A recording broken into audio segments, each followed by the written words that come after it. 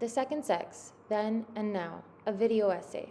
One is not born, but rather becomes woman. These words, written by Simone de Beauvoir in 1949, marked a turning point in how we think about gender. They challenged the idea that femininity was natural, inevitable, or fixed. Instead, Beauvoir argued that society creates woman as an object, as the other always defined in relation to man.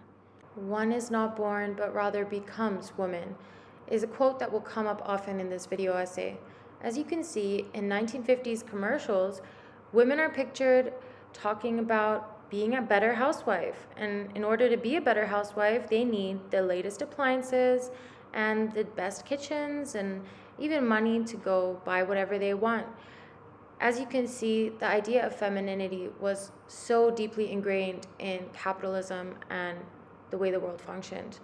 This visual shift you're seeing now happened in World War II, when women began working in factories and helping during the war times.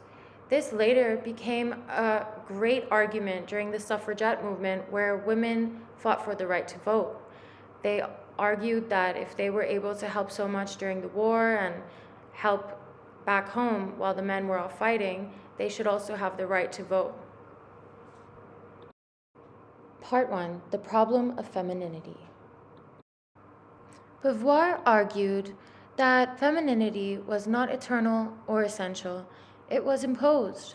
From birth, girls are surrounded by pink bows, dolls, and passive roles, while boys are given freedom, tools, and action.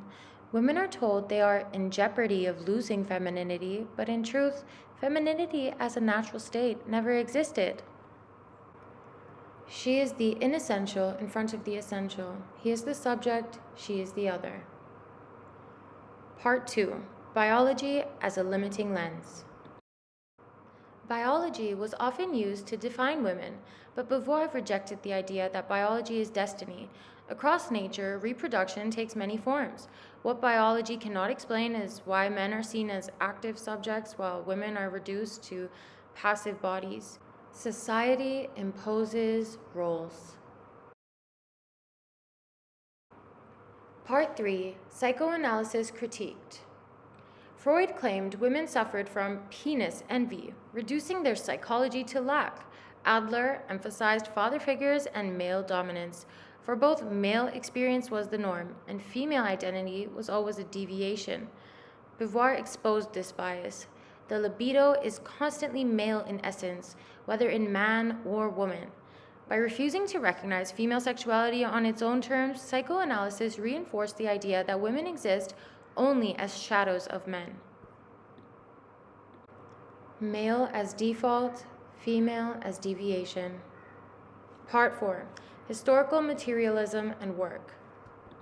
Beauvoir also drew on Marxism. For her, the position of women was tied to labor, whether unpaid housework, reproductive labor, or wage labor. She suggested that feminism could not be separated from economic structures, yet she also hinted that perhaps the feminist revolution must precede the socialist one or unfold alongside it. Man is transcendence and woman is immanence. Part 5. Childhood and Socialization. When Beauvoir said one is not born but becomes woman, she's showing how early childhood shapes girls into femininity. From dolls to lessons in passivity, girls learn to see themselves through men's eyes. By puberty, adolescence becomes a waiting room for marriage and motherhood. In this 1940s clip of a mother consoling her daughter as she waits by the phone for a suitor to call her, she says, "No one's ever going to call for me." When the phone rings, the mother goes to check for her and, of course, has to make it seem as though the daughter wasn't waiting by the phone and says, "Oh, I'll go call her," really loudly, upon which the daughter answers the phone, super excited and happy. It seems as though she was waiting for something to give her purpose or meaning, and otherwise she was bored out of her mind or perhaps lacking purpose and fulfillment. During this phone call, the boy turns out to be calling for her friend, actually, and asking about her friend's address. Her heart sinks, and she's very disappointed and sad about this. And you can see that the waiting and the pining and hoping for a man to call her actually backfires and leaves her even more upset than she would have been if she had been otherwise occupied. Part 6. Sexuality and Waiting. Beauvoir's analysis of sexuality is radical for her time. She notes that women are seen as passive, but argues that passivity does not have to mean subordination. Women can transcend, embrace their desires, and reclaim sexual subjectivity. Woman can transcend caress, arousal, and penetration toward achieving her own pleasure. Part 7. Lesbianism and Autonomy. For Beauvoir, homosexuality could be a way to reconcile autonomy with the body. Lesbian desire rejected the idea that women only exist for men, even if it risked reproducing objectification in new ways.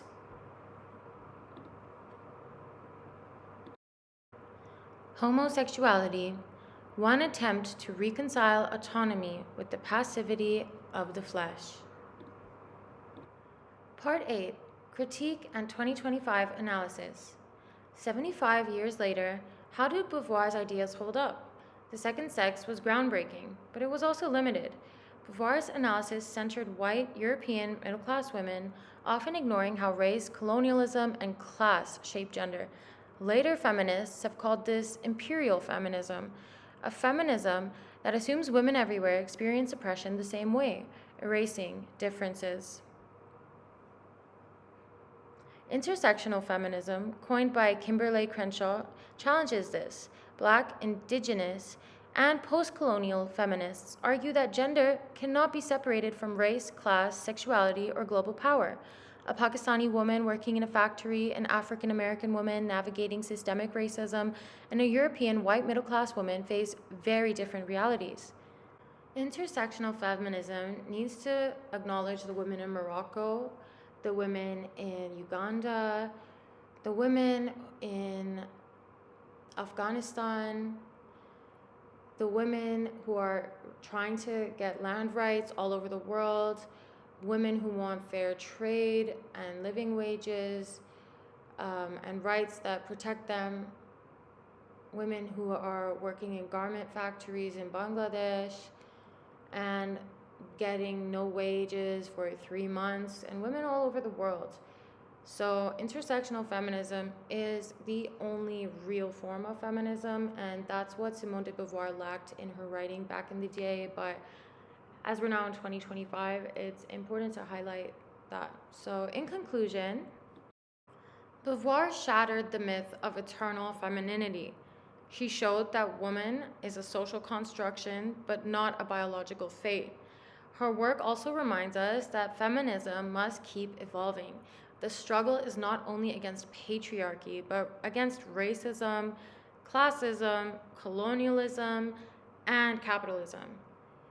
So the quote, "One is not born, but rather becomes woman," if we apply it to 2025, we should maybe ask, what kind of women and what kind of world are we becoming? I think it's important to also ask, what do we become next? And it's just good to maybe question, what kind of woman do I want to be?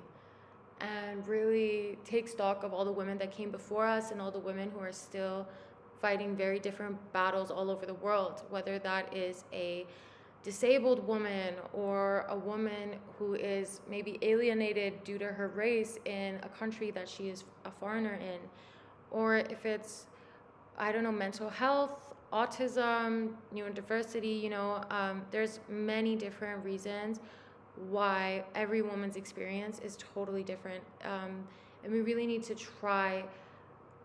fight for women's rights, even if they don't apply to our immediate struggle. So when it comes to people like Taylor Swift, I'm a fan of her music. I went to her concert, but the idea that her femininity, her feminism, sorry, starts and ends with basically imperial feminism and white feminism, as in the right to wear whatever she wants and reclaim her sexuality, and no means no. And these are important things all over the world. But if she's not going to consider the feminist movements that came before her, and then the feminist movements that come after her as well, then that's really only imperial feminism. She really needs to consider all the women in Palestine, for example, or the women in other parts of the world, and use her platform to maybe talk about